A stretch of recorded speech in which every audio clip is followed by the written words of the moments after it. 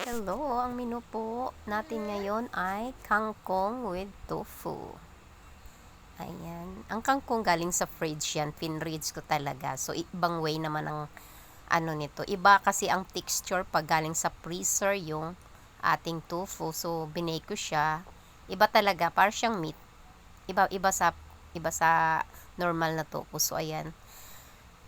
Naggisa na tayo.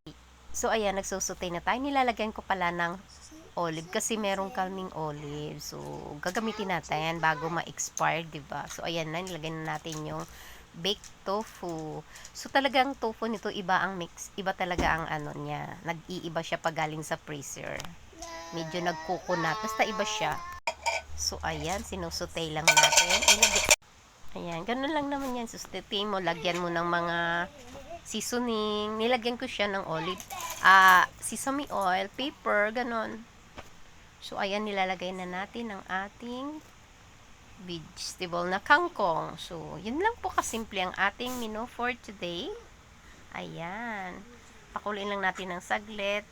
Takpan. Then, ayan, finish na po yan. So, ayan na po. Yummy po ito, healthy. No meat po tayo. Again, no meat.